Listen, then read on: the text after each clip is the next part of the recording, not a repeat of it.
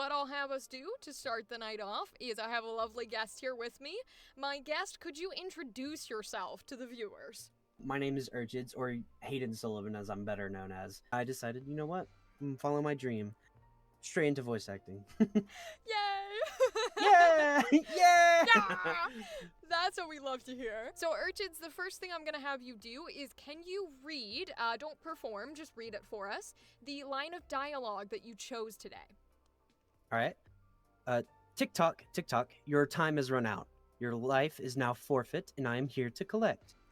Excellent. Okay, so for my folks who are new to this series, whether you're live or on our edited episode, you will quickly learn that I ask guests to create a character and a scene for a line of dialogue of their choosing from a list that I have written.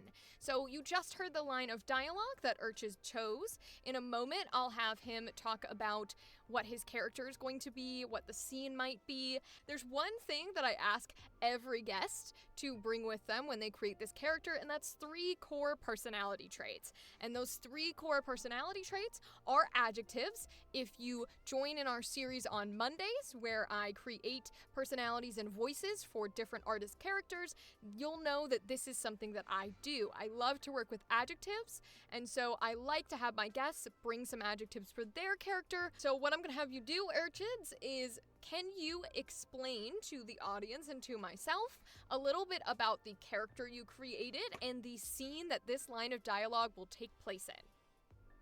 Okay. Well, the character's name is, I just named him Job, like Joeb, the caretaker.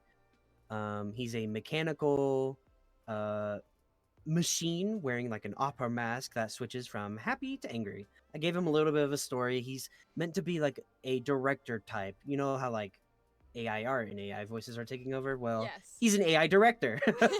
So he's come in, he makes these theaters and such, and but has gone insane due to the lack of guests showing up at nights and also like his creator just leaving him.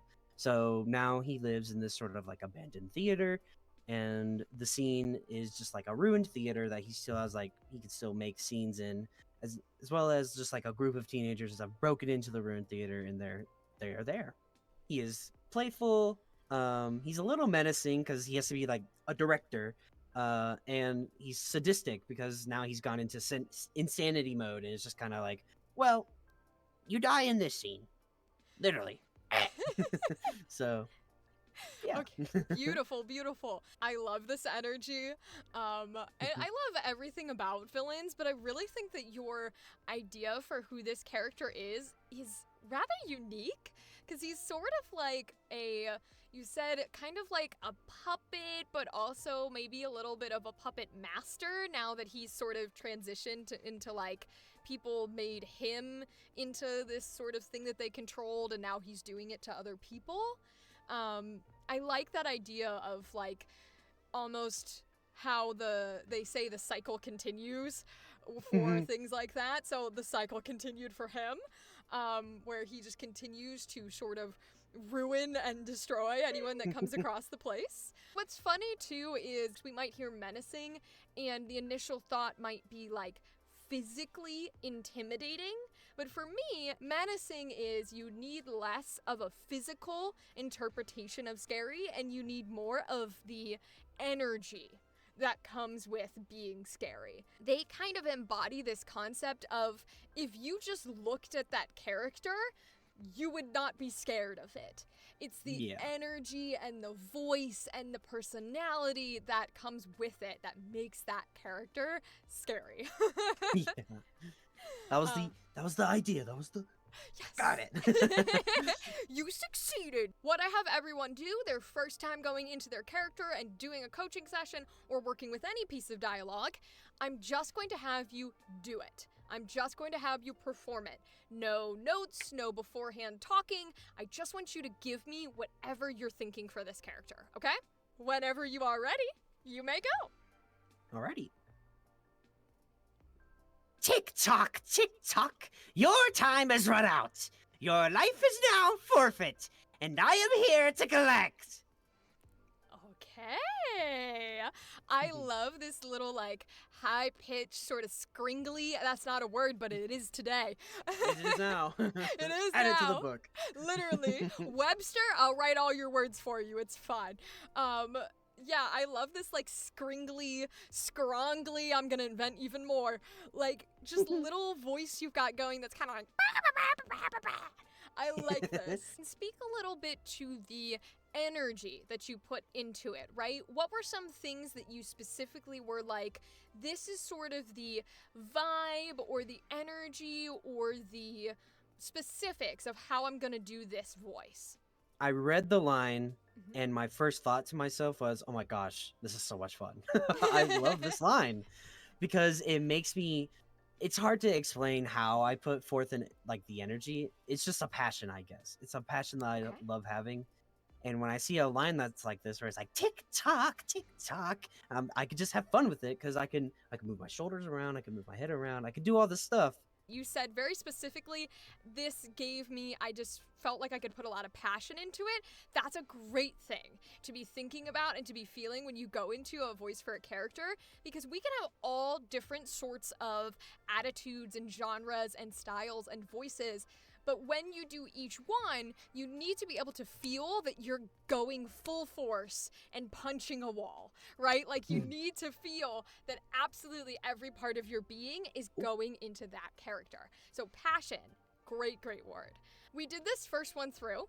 So do you have any feelings or ideas on what maybe you want to do with this character or this dialogue? Or would you like me to throw something at you? When I first read it, I think immediately, oh, it's after the scene. I kind of want to read it like it's during the scene, like the people on the stage that are trying to survive. He's like tick tock, your time has run out. During the scene, everything escalates. So it's more. It starts off as just like I don't know, slow, and then it escalates really quickly. Okay, so we want to play this a bit more where you're in the scene versus the scene feels a little over the first time we run it. Okay. Yeah. So, if that's the case, then I want you to choose, make a person that you are specifically talking to out of this group. The apprentice of the guy who made him. Ooh. Wow. Okay, I love this. So the guy that he's talking to is the apprentice of the person who made him. Excellent. Do you, as the caretaker, have a good relationship with the person who made you? No. Okay. All right. I've been abandoned. It's not okay. Okay. Okay. So, do you have a good relationship with his apprentice? I want to say there's a middle ground, like Okay. he could die or live. It doesn't matter to me. Okay, let's run with that. I like that statement of, I might hate the person who made me, right? But when it comes to this person I'm talking to in this moment, I'm kind of apathetic. I'm kind of like, I don't care if you live or die here. I'm not necessarily coming in with this vitriol or this vengeance. Take out a little bit of the viciousness. The viciousness. Yes, exactly. And see where that takes you. Whenever you are ready, you may begin. Tick tock. Tick tock. Your time has run out. Your life is now forfeit, and I am here to collect. Ooh. That made it very interesting. How did that one feel different from how the first run went? Compared to the first one, it was definitely more calm.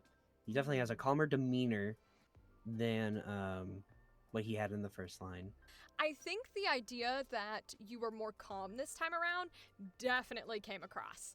Because the first time, right, we were very like, I'm bloodthirsty type of energy. And this second time around, because we changed it to, I don't necessarily care about the outcome. I'm just here to like initiate the yeah, like I'm here to do the punishment rather than care about whether you deserve it or whether it's going to happen to you.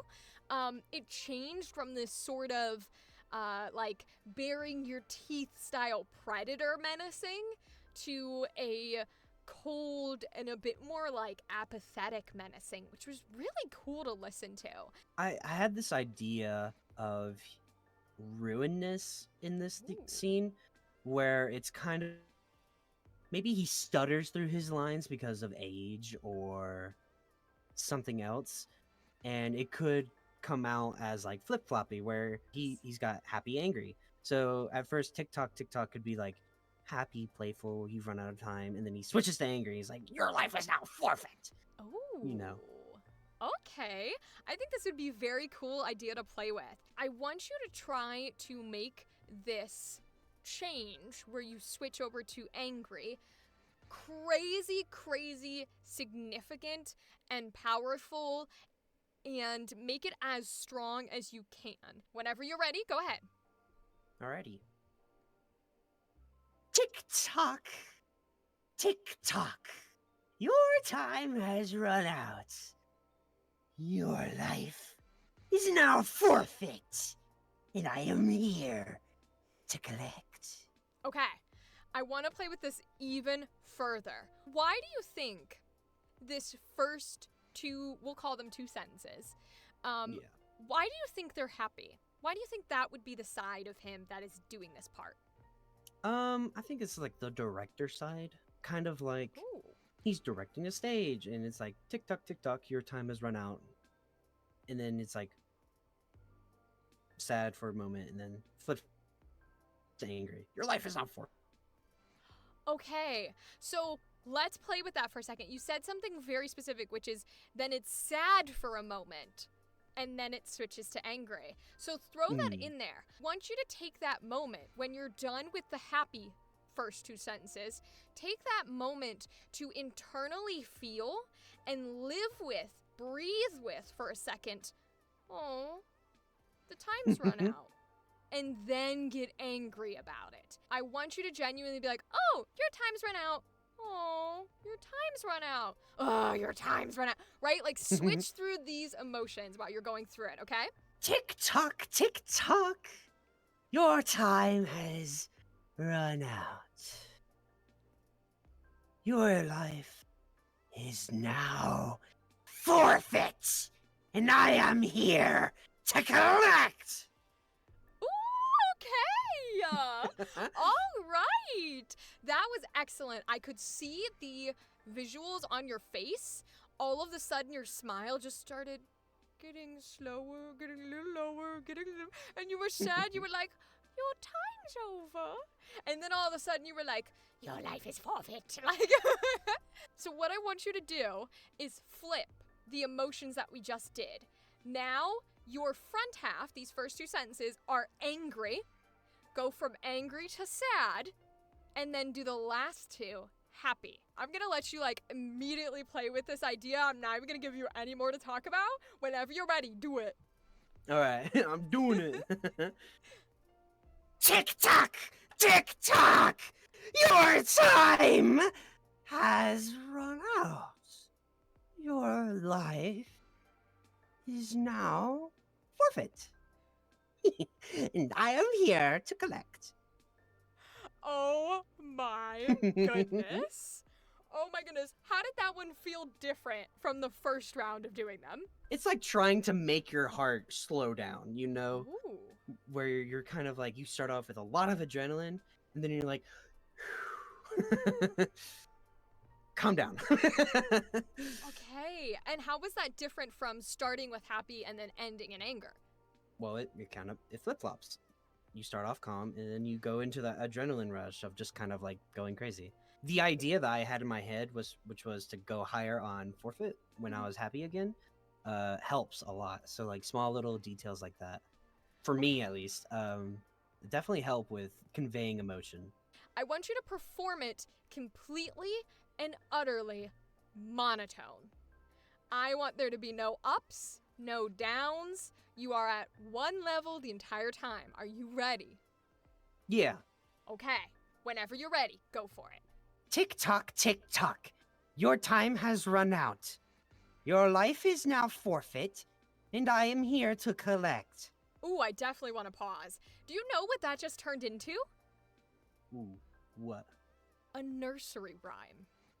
Ooh. You all of the sudden, because I was like, you cannot go up, you cannot go down, you gotta be like this neutral monotone, but you kept the voice. So all of the sudden, you started very musically being like da da da da da da da da da da da da da da da, and it was very like perfectly musically nursery rhymed done. Let's roll with that. I'm gonna let you take back a little bit of the emotional intelligence that you have, so it doesn't have to be happy, sad, angry. It can be whatever you feel in the moment. And I'm gonna let you take that back a little bit.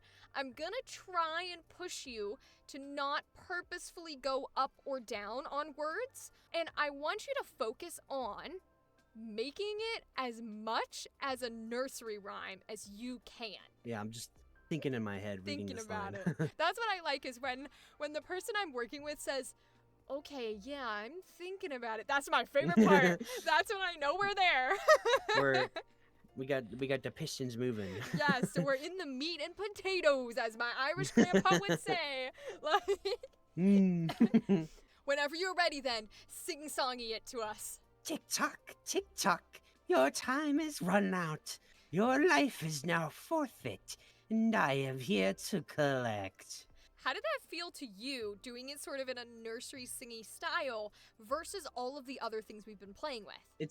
It's hard to convey the emotions, because you said you would allow me to do that. So I was trying to convey a little bit of maybe like a back and forth between each word of happy, angry, happy, angry, happy, angry. Where it's like tick-tock, tick-tock, you know? Ooh. But it was definitely more difficult because for me personally, I definitely went low and then high at some points during it. So it wasn't completely monotone. True. That's true. Okay, so it felt a little bit more difficult to portray the sort of genuine emotion that maybe the character was feeling. Okay. So I somewhat agree with you there. I do think I could tell that it was because I asked you to focus so hard on the nursery rhymes side of it, that was definitely where our focus was, and it was a little hard to deviate focus from it, but to be fair, I did tell you to go extreme with it, so I think that's okay for this run through, but I'm glad that you were able to recognize it happening. What I was going to mention is it was really funny you say that, and I'm glad I had you speak first, because the first half, our top two sentences of TikTok through your time has run out, was definitely nursery rhyme. It was definitely that call that like echoes through the dark hallway where you're sort of like, it's coming, and you have to like go hide or run. Yes. And that's how that first segment went. When we got to that second half, that's when the emotion started to come forth, because it was able to be like, well, I can't quite match this nursery rhyme, so I'm gonna smack it and get all this energy. Yes. It's like smashing that one puzzle piece that's like, you're a blue sky piece, you go in the blue sky. Yes, the round peg into the square hole, or vice versa. Because the way that you said the word collect, like it was suddenly on this verge of like, I can't do this goddamn nursery rhyme. And it works so well for the character you're trying to do. So I want to play with that even more. I want it to be just like we said, the echo that you hear in the hallway when you're about to run because you know the monster's here and you just stepped on a piece of glass and it hurt you. You are that monster. This is your call that is ringing. And then take a second, and when you start doing and do the second half of your life is now forfeit and I am here to collect, slowly, don't do it right away, but slowly in the process of this part, start to be like, I am here to destroy you, and go into the monster fully. Whenever you're ready, give it to us. Tick, tock, tick, tock. Your time has run out. Your life now forfeit. And I am here to collect. Yes! Oh my goodness! This one really stood out to me because it felt like you almost fell into the character. It didn't feel like you trying to put something on or trying to do an emotion that maybe didn't match or trying to do a voice that you're trying to hold. It just felt like you enticing and then pulling back. And that's what we want, is a genuine response. How did you feel about that version of this character? I hate talking about feelings. Too bad. Instead I'll give you an image because I'm a DM and I could do that. I like it. I picture the character. You're just in this long hallway. Just a guy, just a young adult walking through this hallway, and you hear this. You like tick tock, and you see a figure at the end of the hallway, and he goes up the ceiling, and you're like, your time has run out. Right behind you. Your life is now forfeit. I'm here to collect. Oh my god. When we do this dialogue again here, channel that feeling of like, you're not even worth my time. Like, channel it, okay? Right. Whenever you're ready. Tick tock, your time has run out. Your life is now forfeit, and I am here to collect. Yes! Oh my goodness! I was just thinking about it. I was like, he would. Okay, tell me about your thoughts. Tell me how that felt. Everything about it. In this scenario, he's in a big old chair and he's looking down on the stage and people are messing up at scenes. And he's like, "You've run out of time. Tick tock, tick tock. Your time is run out. Your life is now forfeit." Even bigger laugh. He is looking like visibly down at them, and that helps visually, definitely. Because in my head, his face literally just does like a 180, so it's two-sided face, you know. And it's like suddenly, I'm mad. You're messing up. Yes. So I'm here to collect. Ooh, okay. I really like that. I'm glad you're giving me imagery and visuals. It's very clearly helping you with your performance. I'm so glad about that.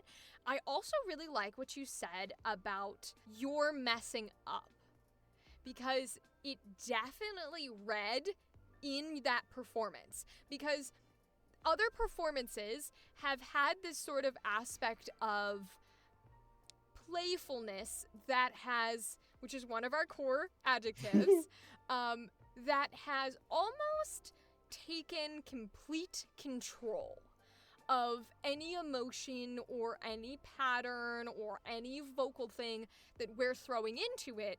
Playfulness has always had this like stranglehold on the character in the dialogue, which is fun. That's cool. But when you said, "Oh, I'm angry, you're messing up," I knew immediately it had registered, because what I was going to say about this last performance, by the time you got to "I am here to collect," suddenly the playfulness that had such a strong hold couldn't keep control over the anger that was genuinely coming out in the form of like, everyone I work with is incompetent. Because it brings so much depth to this character when we're able to let that mask, that air of playfulness slip for just a second. I want to play with the idea that this thing that you've been doing has become almost boring. You want something to spice it up, to change it. Whenever you're ready, try that version. Tick tock, your time has run out. Your life is now forfeit, and I am here to collect. How did that feel? I tried to start off as boring, but it felt definitely agitated is the right word, I would say, for that second sentence. Your time has run out. I definitely felt agitated at that point. Tick tock, definitely felt like the mixture of both playful and bored. So what that tells me is we need to hit a little bit more of a direct chord with this, because something about the concept isn't quite fitting our character here. Let's try pretending. Let's play with a version of this character where this is a performance that they are almost being made to do. Let's play with that for a second. All right, whenever you're ready. Tick tock, your time has run out. Your life is now forfeit, and I am here to collect. How did that one feel? He was getting sick and tired of I guess, repeating the same line over and over again. So that was a bit closer to what we were trying to hone in that other time, was a bit of like the sick and tired of doing the same thing. And now I want to flip it on its head. You get to take satisfaction. This is my moment. Yes, this is the moment. All right, whenever you're ready, go for it. Tick-tock, tick-tock, your time has run out. Your life is now forfeit, and I am here to collect. Great, do it again right after this one. Just do it a little slower. Go. Tick-tock, tick-tock, your time has run out. Your life is now forfeit, and I am here to collect. Ooh, okay, do it one more time. You really, really are so like, I finally get to do this. Go. Tick-tock, tick-tock, your time has run out. Your life is now forfeit, and I am here to collect. Ooh, that changed in that third one. How did it feel in each of those 3 versions? I just see this. I see this little man on my desk, and I'm like, you're the you're the troublesome one. And so I'm like, tick-tock, tick-tock, your time has run out. You, it's over. So it's like an accomplishment, almost. Ooh. Like accomplishing, or just like, finally, something's happened. This idea of it's here, it's mine, yay. And that's interesting to me that you word it that way, or that you feel it that way, because I did not expect it to be so genuinely happy. You really felt like a kid in a candy store who had gotten like a straight A's on his paper and was like, I get the toy, I get the toy. It was so adorable in a scary way. The last time you did it, being so genuinely excited that you had essentially won this prize, really gave the character a sense of depth and innocence that is intriguing for a listener. Because in order to have good villains and good bad guys, you have to root them in some source of humanity. Urchids, thank you for being here with me today. This has been a lovely session to get to play with some creepy villain, puppety style characters. Yeah! Thank you for having me. Oh my gosh, I love doing this kind of stuff. Oh, good. I'm glad it was fun. That's all I ever wanted to be. Please reintroduce yourself and tell the lovely watchers where they can find you. Well, I'm Hayden Sullivan, or Urchids, on all of my medias. Yeah, you can find me at Urchids on Twitter, or you can go to my Casting Call Club page and find me there. Make sure that you follow us and you go follow Urchids as well. You can keep up to date with everybody who joins us on coaching. You can also apply to be coached live on stream yourself. I will say what I always say to close us out. Goodbye!